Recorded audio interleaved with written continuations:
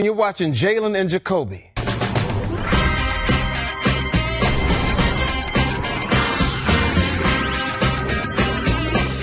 It's time to give the people what they want. It's Jalen and Jacoby. He is Jalen Rose. What up, now? I am David Jacoby. And on the cool check-in. It's Friday. We're pumped. It's Jalen and Jacoby. What do we do? We give the people what they want. For those of you that are new to the show, you probably don't know that Jalen Rose has passion for a few things in life. His family, the game of basketball, his friends, statues, and lobsters. We have lobster news. Professional golfer Tiger Woods was in the Bahamas and he was free diving for lobsters, and he tweeted this picture of one of the prized lobsters that he pulled from the ocean. Jalen Rose, are you more impressed with the size of the lobster or the size of the surprisingly yoked Tiger Woods? Tiger's on my corner first and foremost, okay? Anytime there's athlete and or entertainer and lobster, I need to be invited. That's one. Okay, but hold on. You would never free dive for lobsters. No, I wouldn't, but I'll be in the boat when he brings it out of the water. Okay. I'll get out the scissors and get to work. That's first and foremost. Second, way to represent for the semi and or retired athletes. You know, this week I saw the captain be called Derek Eater. I saw the Mamba be called Kobe Bryant. And now look at Tiger Woods. Look at Tiger. He looks good. In shape. I haven't seen somebody for public consumption this jack since Dave Chappelle a few years ago. Good for you, Tiger. I love this picture of Tiger Woods. It just involves so many things that they're the part of the ethos of this show. Tiger Woods looks like he is getting ready to fight Floyd Mayweather, but Conor McGregor is actually getting ready to fight Floyd Mayweather. He's been sparring with Paulie Malignaggi, a recently retired boxer from Brooklyn. Well, Malignaggi went on ESPN and he was talking about all the rounds and the spars they had. And he was just very cordial about the experience they had together in the ring until the McGregor camp put out a picture of Malignaggi hitting the floor, hitting the canvas in the sparring session. He felt it was misleading, and he is very upset about that. Jalen Rose, do you think he has legitimate beef? Hey, Paul, newsflash. Floyd stands to make $300 million possibly in this fight. McGregor, $100 million. You're being paid to spar. Shut up and get your money and stop whining. It's not. If it was me, I'd be like, how do you guys want? Is the lighting right? Do you want me on the ground? Do you want me to put some fake blood on this? Like, how do you guys want me to do this? Because it's about the fight between Conor McGregor and Floyd Mayweather. It's not about resuscitating Paul Malignaggi's career. Have you ever seen the movie Rocky? He always finds a way to win. Okay? You went out on wax and you talked about your experience in the ring, and we talked about it on this very program. You was patting yourself on the back a whole heck of a lot. He was like, in the middle rounds, I was tagging him. I was tagging him in the middle of rounds. Got a little tired. And also, it's just a picture. It's not like it's a visual, but also, this is what happens in boxing. This is what makes the event bigger. When you see a guy that has 0 professional fights, as many as I do, you have to get the ticket sales ramped up. You have to get people excited about buying the pay-per-views. How do you get them excited about a guy that's never been in the ring to fight somebody that's 49-0? Make it look like he can box. That's how you do it. If you got a guy that can't box, you put out some pictures to make it look like he can box, so people watch the boxing fight. That's how it works, Paul. That's how it works. I don't care if he pushed you down. I don't care if he threw you down. I don't care if someone else came in the ring and crawled behind him so he pushed you over him. Whatever it takes. Hey, Paul. Not only should they put out the pictures, they should be forensic pictures. There should be white chalk around you. Okay? That's how this works. I would have had him do the interview in head bandages like a mummy, with crutches, growing up, be like, oh man, McGregor, I'm just glad I survived. Moving on. Wardell, Stephen Curry just keeps getting it. At the Ellie Mae Classic, Steph Curry's first shot off the tee went right into the cup. However, it was a cup holder on a golf cart. But Steph Curry settled. He shot a 4-over 74. Extremely impressive, putting him in position to potentially make the cut for the tournament. This has me thinking, though, Jalen, we've all talked about his prowess at golf. Are we looking at low-key the next great two-sport professional athlete? It's already happening. And so once everybody watches our program today, they're going to reevaluate exactly what they've been covering these last couple of days. People are looking at this like some sort of novelty. That Steph Curry, who's making $40 million a year, the same summer he just won the championship in the NBA, is actually competing professionally. It's not even about whether he makes the cut or not. You can basically play golf as long as you can stand up. Exactly. Here's a guy that hasn't even entered the prime of his basketball career, has already been an MVP, has already been a unanimous MVP, has already won 2 championships, already competing at the elite level in golf. And lastly, it doesn't say a lot for the game of golf's popularity when the headline is about Steph, not about any of the other golfers. That's a good point. It's a good point. But I have a theory about the region he grew up in. Like, if you grew up in Indiana, you automatically can hit a 15-footer. If you grew up in the Carolinas, you're a scratch golfer. It's just kind of the way it goes. It's regional. It's just regional. And also, like, he is a legit golfer. He's going to play professional basketball, let's say, until he's 40, right? You know, people can play older now, medicine, blah, blah, seems to keep himself in shape. And after 40, he could pivot into a professional golfing career if he wanted to. Do you think that could potentially happen? I don't think it's going to be a pivot. It's already taken place. We saw a couple of other people try it, in particular Tony Romo, but he just wasn't able to endure the physical punishment that comes with football and still play at that elite level in golf. With the rules changes now in basketball, the freedom of movement, flagrant fouls aren't as prevalent, and he has a handle and he can shoot with range. He's going to be a guy that's playing on the contending team, winning championships. The Golden State Warriors, a super team that just added Kevin Durant, and playing professional golf at the exact same time. The only other people we saw do this, Deion Sanders and Bo Jackson. Now, let's just take a look at Steph Curry's last, month and a half. He wins the NBA Finals in 5 games against LeBron James, and then he goes to Harrison Barnes' wedding, goes to an after party and chugs Bud Lights with young college kids, and now he's playing professional golf. He is living his life to the fullest. This is the summer of Steph, and I'm so here for it. One of those basketball players at the tail end of their careers, around his 40s, gentleman by the name of Dirk Nowitzki. Now, he is still on the Mavericks, and he signed a $10 million 2-year deal. So he's making $5 million a year. Here's what he had to say about that deal. Quote, "It was my time to show again that I love being here. I gave him," meaning Mark Cuban, "a little bit of a deal, maybe." Jalen, take us behind the curtain.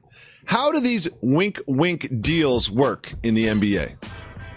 We discussed this a lot on this program. If you look at the history of the NBA, there are certain Hall of Fame level players that maintain the level of respect and/or commitment to ownership. We saw this happen with Magic Johnson and Dr. Jerry Buss. We saw it fall out the opposite way with Michael Jordan and his situation with the Chicago Bulls that led him to Washington, that now has him being an owner in Charlotte. We saw Larry Bird ultimately end up in Indiana. And so a lot of these relationships become personal. And for Dirk, he's earned the trust of Mark Cuban and or vice versa, playing his entire career there, that you can take a lot less money right now because you know once Dirk retires, mark my words, we're talking about people being part owners. Dirk will be a part owner of the Dallas Mavs. Wait, say that again, just so everyone knows where they heard it first.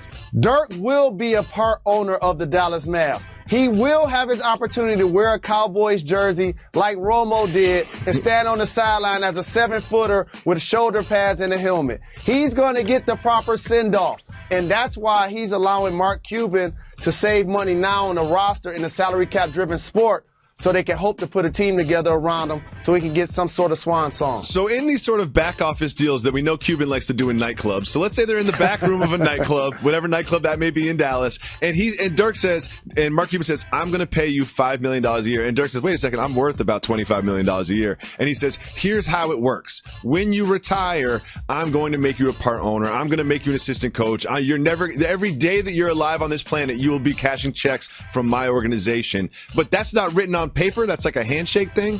That's not written on paper. It's almost like an NFL contract on toilet paper. It has to be something that nobody can trace that took place, because that level of collusion can't be agreed upon in the NBA. But we all know, and mark my words, when Dirk retires, and by the way, not an assistant coach, not a head coach, not somebody that's just sitting in the front row and getting tickets for the rest of his life. I'm talking about ownership, and rightfully so. Well, remember where you heard it first here on Jalen Jacoby. Something interesting happened yesterday with one of my favorite human beings alive. Yesterday was Thursday. On Instagram and Twitter, people get to call it Throwback Thursday. The great Nasir Jones, better known as Nas, one of my favorite MCs, top five. He posted this picture of himself quite some time ago. Looks like late 90s maybe. And who's alongside him? But none other than the man who's often alongside me, Jalen Anthony Rose. Jalen, what is going on in this picture? First off, this made me almost want to join IG. Shout to everybody that liked it. I love and appreciate you, Queen Latifah. What up, though, to Nicki Minaj? But here's the thing. Nas Escobar, one of the greatest MCs to ever hold a microphone, one of the best lyricists, one of the best to ever hold a pen and put it to a piece of paper. A guy that can actually say he took down the great Jay-Z in a battle.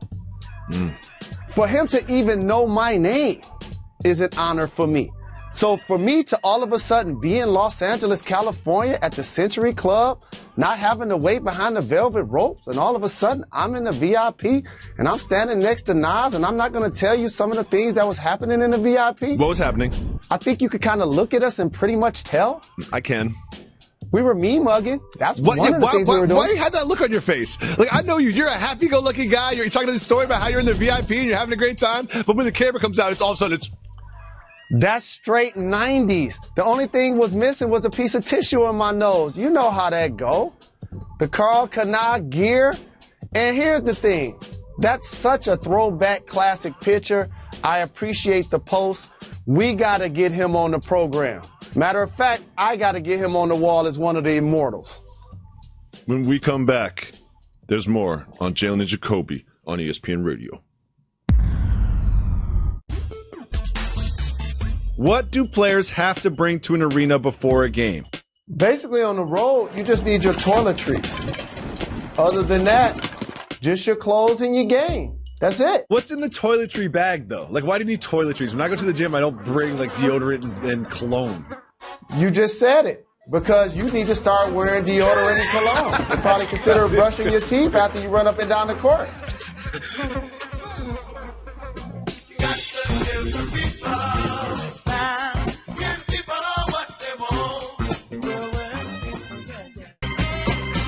Welcome back to Jalen and Jacoby. Jalen Rose, Ryan Tannehill was scrambling to his right, was not touched by another human being, but still managed to injure his left knee that kept him out of some games last season. There's a lot of rumors swirling as details are coming in. Maybe he needs surgery. Maybe he doesn't. Maybe he's out for a while. Maybe not. Maybe they're going to reach out to Kaepernick. Maybe Jay Cutler's going to come out of media retirement. Maybe they should just stick with Matt Moore. If you were the Dolphins, what would you do?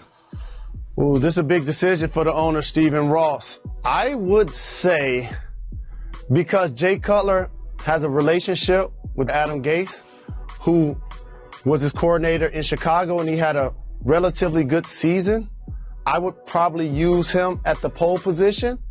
If he's unavailable because he signed to do TV, and or you look back at the picture that was posted of him where he looked out of shape, I would consider that. If he's, for whatever reason, in shape, however, you need somebody that could come to camp at this point of the year and be able to call plays in the huddle immediately. They don't have time to necessarily teach someone the offense. So with all things equal, you have to give Cutler the edge. But other than that, you obviously have to go with Colin Kaepernick, who for some strange reason is like 100 quarterbacks in the NFL, and he isn't one. I know. It's every time a starter gets injured, it's like, oh, we need to call Kaepernick, but no one will hire him as a backup. It's really odd. It's like he's just in an emergency, we'll go with Kaepernick, but we wouldn't just plan on having Kaepernick in our camp to groom him into a backup role. We also have this. We had the Hall of Fame game yesterday, and we had Jerry Jones debuting this haircut. This is possibly the worst haircut I have ever seen in my entire life. How is someone this rich look this foolish? It looks like a when keeping it toupee goes bad? It's just, it looks like natural hair. It's just odd. And this is what it tells me. Whenever someone has a hairstyle like this or wears clothes that look so silly you don't understand how they even came to be, it makes me feel like there's too many yes men in his life. There's just too many people in Jerry Jones's life that are just around him telling him how great he is, trying to, just sycophants, trying to get some of that Texas money. Here's the thing. He needs someone in his life that look at him in the mirror and say, Jerry, you either put a hat on or I take all of that off with these clippers, because that is not how a grown man should look. I mean, when your team is worth $4 billion, I'm pretty sure it's not hard to find yes men. I remember seeing footage of somebody in the suite during a game cleaning his glasses for him, probably like he couldn't do them for himself. So with that being said, again, Jerry Jones, and I talk about people that continue to change their hairstyle frequently, especially men. That's when you're going through an identity crisis. There's a little insecurity there. It's like, wait a minute, we're back. The Cowboys. We got Dak. We got Ezekiel. We got Dez. But wait a minute, I won the championships in the 90s. So he's trying to figure out the balance of both.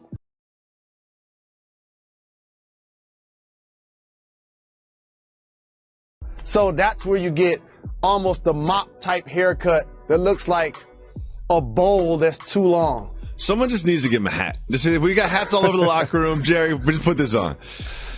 Zach Lowe is reporting. Get low. Get low. Zach Lowe is reporting. Get low. Get low.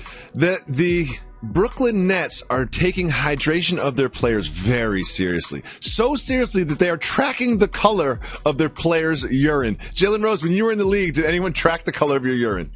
Absolutely not, but they definitely drug tested me multiple times. So you can call that whatever you want. It wasn't the color. It was the chemical composite of the urine. Whether it was random, whatever. They saw that picture of you and Nas, and they were like, we need to get him a test. No we doubt. We need to get him a test. When they saw me in that picture with Nas, that was a failed drug test right from the beginning. Yeah. And then I had the nerve to make a quote when I was going to Detroit. They was like, yo, so what you gonna do in the city? I'm like, yo, we don't get there till after 2 a.m. And in Detroit, ain't nothing open at that hour except hotels, jails, and legs. And they was like, oh, that's his second drug test. Patrick Beverley, now that he is a Clipper, is saying, you know what? I requested a trade from the Rockets. I requested this trade. Jalen Rose, how much do you believe Patrick Beverley requested the trade from the Rockets? I believe him so much that he needs more people. Here's how that works. Explain how it works. There are only clearly 3 people in the league that control their own destiny because they have no trade clauses. Bron, Dirk, and Melo. Mm-hmm. Then there are other elite level superstars that just know they're not getting traded. And then there was everybody else like me. You have zero control of your destiny. And so there is a time where I wake up in Toronto and we're playing against the Knicks that night. And before you know it, I'm leaving my spot in Toronto, and at the game, I'm sitting on the Knicks bench flying back with them that night. Okay? So he hears the rumors. He's on the inside. He understands that they about to get who? Chris Paul? And I want out of here anyway. Mm-hmm. You know what I mean? It's like breaking up with a girl. It's like breaking up with a girl that you know wants to break up with you. That's what it is. It's breaking up with a girl first before she breaks up with you. It's like, oh, I asked for that trade. They didn't trade me. Why do NBA athletes feel that there's something negative about being traded? It's not necessarily NBA athletes. It's the stigma that the public puts around it. That's why certain terms I want to get retired. For example, there's a documentary coming on about Darko, and the term bust is going to be used a lot. And then I look deeper into the box score. I'm like, he made over $40 million playing basketball. To me, a bust is somebody that doesn't have any staying power and does not get a second contract for sure. And so being traded has that stigma to the media. You hear terms like, oh, being shipped out, or stuff like that. And so as a player, you start to take it personal instead of realizing that the team that wants you now is where you want to be. They're welcoming you. They're giving you a press conference. You're on the front of the newspaper. That's the squad you need to be running with, not the one that was willing to trade you. Charles Oakley has accepted a plea deal in his case with Madison Square Garden, and he is now being, I can't believe I'm saying this, banned from MSG for a year. Is this fair for this Knicks legend? It's a mockery, and it's unfortunate that Oak had to be involved with the shenanigans that took place by James Dolan that ultimately led to him basically being tracked from the time that he walked into the facility at MSG till he went to his chair. And this is what I love about Oak. This is why this is my dude, my OG. People don't realize Oak is really tough and to smack anybody. Also, he's a really good cook. But with that being said, just think about Oak actually positioned himself where he could be in earshot of being earshot of James Dolan while he was at the game. So I'm going to not only heckle him, I'm going to make sure he hears me. Now, that was really classic. And so with that being said, it's unfortunate that this is happening. But after this ends, he'll be back. But he'll be courtside. He'll be courtside. He'll be at the games on the road. That's what he going to do, in particular in Cleveland. Oh, I love it. Also, we have this. During a rain delay in Chicago, the Cubs and the Diamondbacks bullpens had a very interesting time. They were mocking fishing each other. There was some bobsled going on, and there was a dance-off. And then it all sort of came to a crescendo with the Cubs relievers coming out in masks. There was an owl mask, a unicorn mask, a chicken mask. Jalen, when you were a professional athlete, did your locker room have a dozen different masks in it? Not at all, but there are a couple of masks that I keep that are classic. Oh, no. A Jason mask and the Obama mask. But here's the all-time classic one, the Ronald Reagan mask. If you don't know, now you know. Derek Carr is expecting a lot from his new teammate, Marshawn Lynch. He said, quote, he's going to run through some people's faces. Do you expect Marshawn Lynch to underperform expectations this year, or is he going to run through faces? I think he's going to run through faces. The problem is, at this point of his career, I don't think he's going to be able to do it for 16 games. Good point, Mr. Rose. I'm excited to see how that plays out. We have a quick programming alert right now.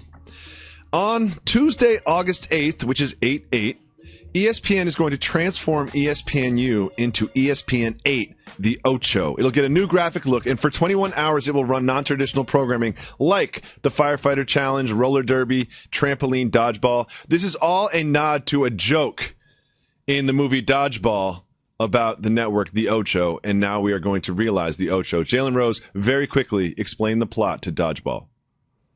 Oh, I played Dodgeball multiple times, so the movie basically mirrors that. You got to be elusive while somebody trying to throw the ball at you as hard as they can. Great work. When we come back, we'll continue to give the people what they want. It's Jalen Jacoby on ESPN2. Marshawn Lynch, I know you saw this, was being videotaped by a stranger on their phone. They had a little bit of words, and then Marshawn Lynch smacked the phone out of his hands. Soft move or boss move? Boss move. Let me tell you what the soft move is here. Videotaping someone without their permission. I knew you were going to go there. You're not a zoo animal. If you want to go take a picture of Marshawn or videotape him, just ask him. And if he says no, then you videotape him.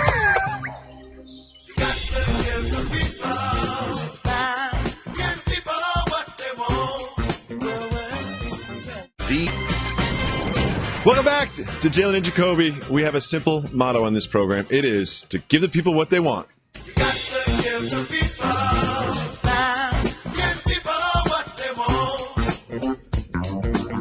Part of giving the people what they want is opening up our Twitter feed, going into our subreddit, and listening to our voicemails and getting questions from you, our audience. The first question we have is from our Twitter feed. This is from Asian Hoosier 2. Shout out to him. He always sends us questions. Date of the first Harden CP3 got into a heated argument story, December 3rd. Do you take the over or the under? I take the over. I don't think that they're going to have a heated disagreement for public consumption. What's going to take place is Chris Paul is competitive clearly on the defensive end, unlike not many players in the entire game, regardless of position. Mm-hmm. So what's going to have to take place for James Harden, because I do think they're going to be the second best backcourt in the game behind the Splash Brothers, is that he can't behave like a turnstile, in particular in situations that are critical to wins and losses. And when you're as competitive as CP3 and you go to Houston for a one-year deal, you're only going there because you think y'all possibly have what it takes to compete against the Golden State Warriors. So that's what he's there to bring. I don't think, however, it's going to be something that he now expects him to be an all-NBA defender, so he's going to get mad at him every time he gets scored on. But when you don't play with a guy, you understand that he doesn't play defense. But when you play with a guy, you realize he really doesn't play defense. And I think he's going to learn that early. But James Harden is such an explosive weapon. One of the best weapons that I've seen in the game. You don't see many guys that can lead the league in total points and then lead the league in assists. He's done that. Tiny Archibald comes to mind. So they're going to get along just fine, and I can't wait to watch them ball out. If you call 985-80-JALEN, you can leave us a voicemail, and we'll play it on the show just like this. Hey, Andre from Melbourne, Australia, phoning in. I'm not going to single anyone out so I can get on the show. Shout out everyone that's ever been or worked on Jalen Jacoby. I've got a soft move or boss move for you. Buying a minivan with no kids. Please say yes, because I did it yesterday. I've joined the minivan mafia. Thank you. First of all, shout out to all of our Australian brethren. We have so many Australian listeners. Big shout to you guys. I love traveling to Australia because they speak English. Moving on. Minivans are always a boss move. You don't have to have kids to join the minivan mafia. It helps. But here's the thing. When you go to Costco or you buy furniture or you buy bulk anything or you want to pick up a bunch of friends or you want to go on a road trip or you want to go camping, there are so many different scenarios in which having a minivan is going to help you. That is always a boss move to have a minivan. Welcome to the Minivan Mafioso. We accept you with open arms because we are a very welcoming community. Next, we are going to go over to our Twitter feed. This is from Rashid Zada. Question: taking a handful of napkins from Starbucks to compensate for the overpriced drinks. Is that a soft move or a boss move? Jalen Rose, here's the thing. Next to the napkins is milk. I don't understand why people just don't go to Starbucks and fill up cups of milk and then leave. I don't know why that doesn't happen. I don't know. There's free milk right there. You know, why don't people just take the milk from Starbucks? I don't know if that's milk, sir. I think it's half and half. Okay. Have you ever had cereal with half and half? I have, of course. I have too. It's pretty good. No question about it. It makes it sweeter. Finally, we have this tweet from T. Grizzly. T. Grizzly has been getting lots of shout-outs, and he appreciates the love from this very program, Jalen and Jacoby. Where's T. Grizzly from? Detroit Rock City. Rest in peace, Blade Icewood. This is what he was hoping to see. Detroit, stand up. You guys know about M. Y'all know about Nickel 9. Y'all know about Big Sean. It's T. Grizzly's turn. Stand up. First day out. Check it out. Detroit, check it out. Doughboy's Cash Out is next. T. Grizzly, salute. When we come back, it is my favorite segment of the week. Why is that, Mr. Rose? Because you're a slacker and it's the final one of the week. What we learned is next on Jalen and Jacoby.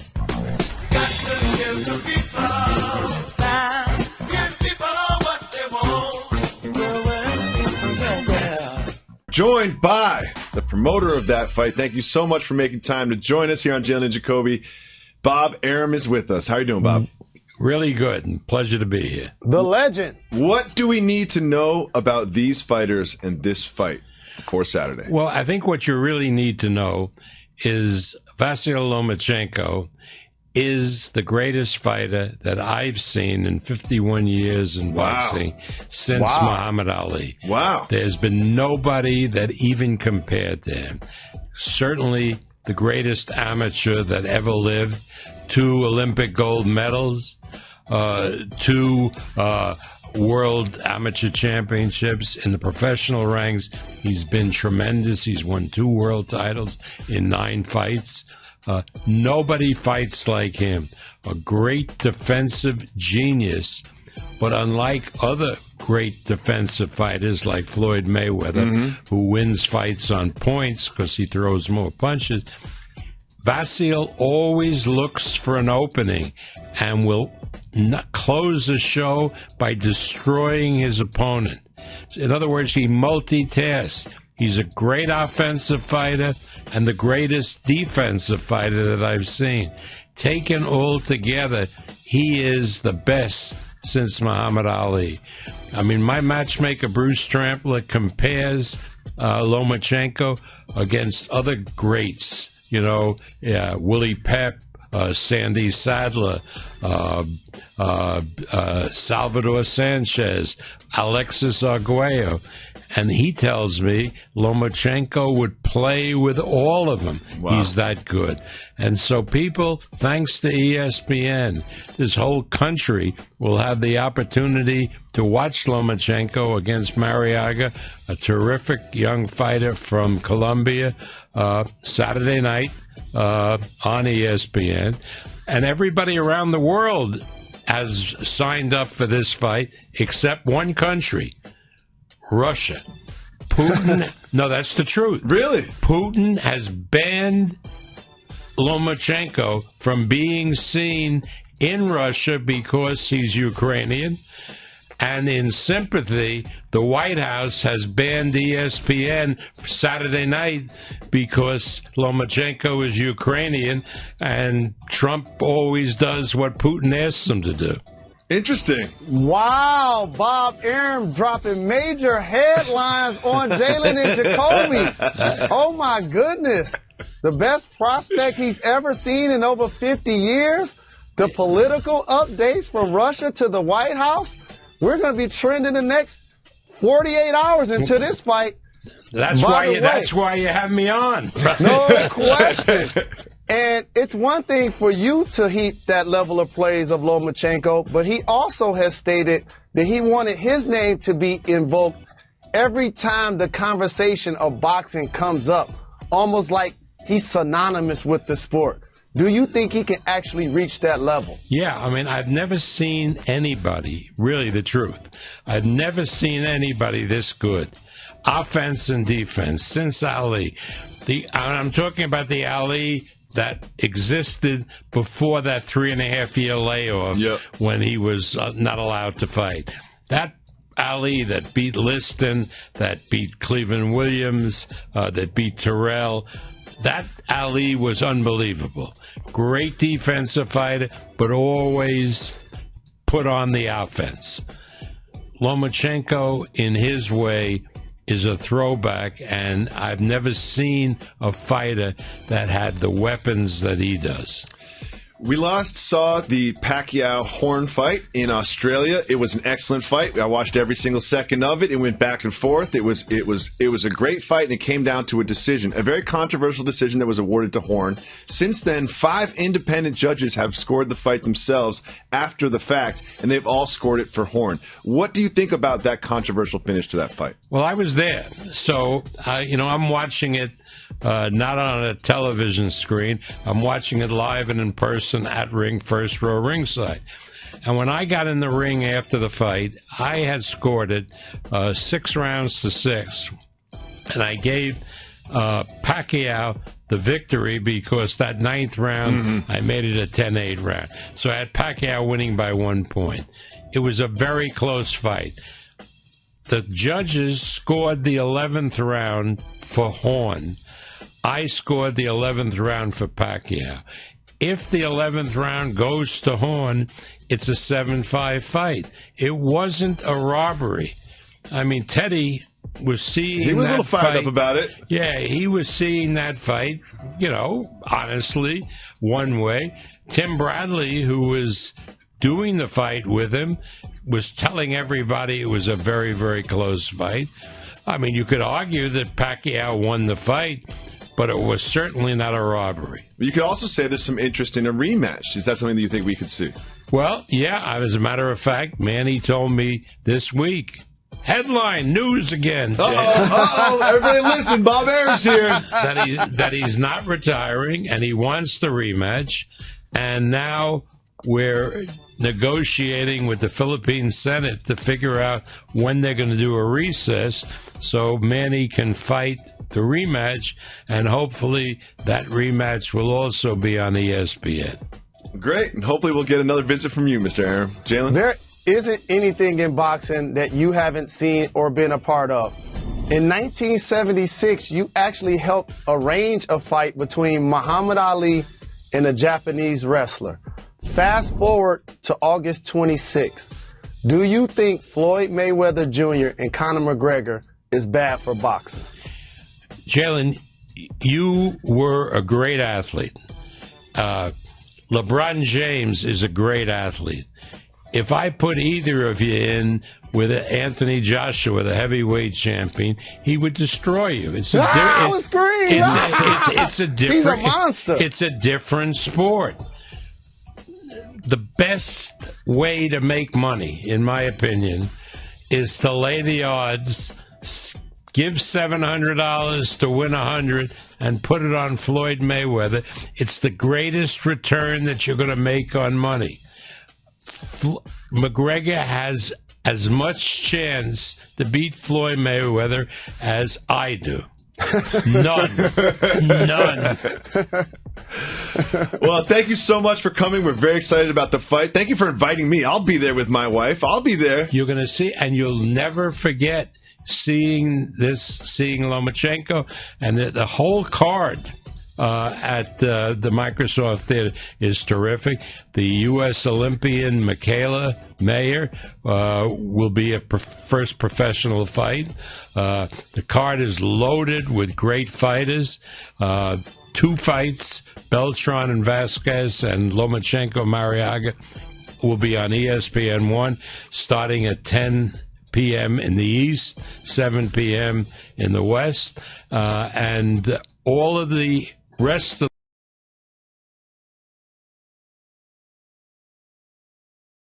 the fights will be on the ESPN app. We'll be watching and we'll be there. Thank you so much for coming through. Coming up Okay. next on Jalen Jacoby, we're going to continue to give the people what they want.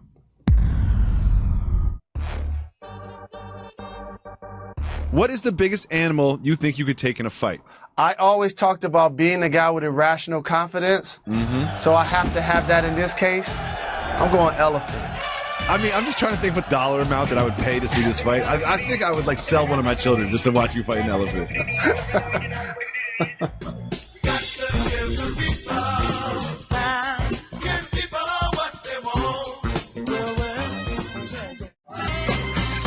This Saturday at 7 p.m. Eastern, we'll have the Pro Football Hall of Fame enshrinement ceremony for you on ESPN. The class of 2017 includes LaDainian Tomlinson, Kurt Warner, Terrell Davis, Morton Anderson, Kenny Easley, Jason Taylor, and Jerry Jones and his terrible haircut.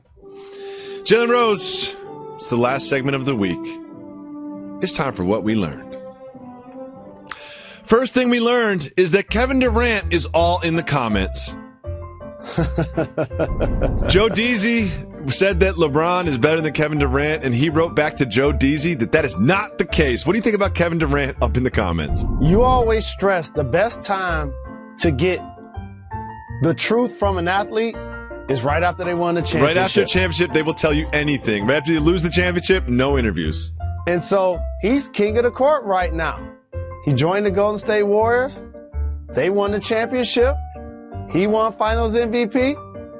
So he paying attention to what people are saying on Twitter, on IG, and uniquely on YouTube. One thing I've learned, don't read the comments on YouTube. It will hurt your feelings. Next, we learned no one is safe when Al Avila is dealing. Al Avila, the Detroit Tigers general manager, dealt his firstborn son, Alex Avila, off to the Cubs. What do you think about that? He did him a favor because the Cubs are the defending world champions. And so putting him in that situation is almost like saying, hey, son, I probably can't give you the opportunity here. You're not ready for the position that you hope to garner here. But I'm going to send you to an organization that's in a better position to actually win the World Series this season. That's a great point. Another thing we learned, Dwight Howard has yet to master the art of subtlety. Dwight Howard went to one of Jalen's favorite establishment, Hooters, and he wore a t-shirt that said, "May I suggest the sausage," with an arrow pointing down. Come on, Dwight. Come on, Dwight. I got a real statement for this. Oh, no. The thirst is real. He's so thirsty. Dwight, come on. You're already at Hooters to begin with. You don't need the t-shirt, okay? Come on, Dwight. Come on. Another thing we learned. Retired Kobe Bryant needs some dietary advice from retired Jalen. Well, he could get it from Fat Jalen. Look at the old footage. And again, there will not be any slander of the captain calling him Derek Eater.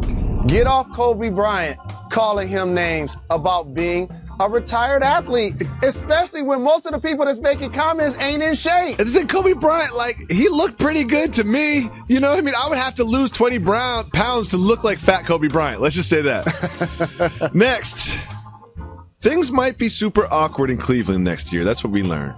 We have Kyrie Irving just egging on Steph Curry while he's mocking LeBron James, doing a dance. Here's the one thing. If you're my mate, my friend, or my television partner, it's one thing for somebody to crack a joke, and as you say, you can be mean and you're funny, but you can't be belly laughing about somebody that's on my squad. No, you cannot. Another thing we learned, Tom Brady is the GOAT off the field as well. We all know about Tom Brady's exploits with the Super Bowls and the MVPs and blah, blah, blah. But this week we learned that Tom Brady is a beer-chugging champion, just taking down mugs of beer like nothing. I love this aspect of Tom Brady's life. Jalen Rose, could you out-chug Tom Brady? We got to try one day. Stay tuned. We'll keep that off wax. Another thing we learned, NFL players may soon be able to smoke marijuana legally.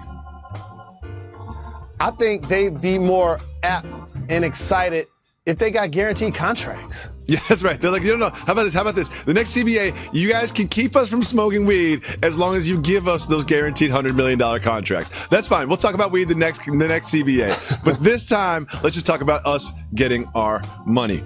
Another thing we learned, Outback Steakhouse is planning a world takeover. Now, this deserves a little bit of explanation, but if you look at the locations of Outback Steakhouses throughout the country, in most metropolitan areas, the Outback Steakhouses, when connected with lines, form a perfect pentagram.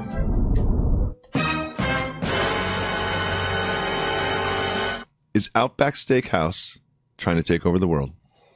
I don't think so. I think when you have as many stores as they do, they're just trying to position them, as one of our callers taught us, about 18 miles away from one another.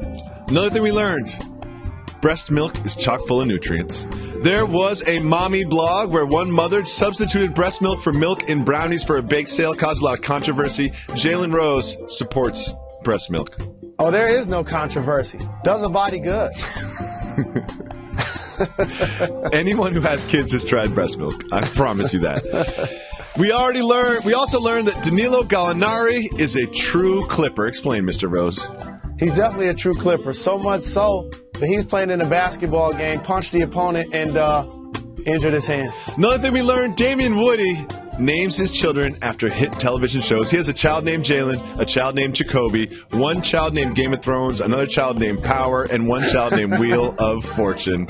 Shout to Damian Woody. Special shout to Damian Woody this week. If we don't get canceled over the weekend, we'll be back on Monday at 2 p.m. on ESPN2. Enjoy your weekend. You got to give the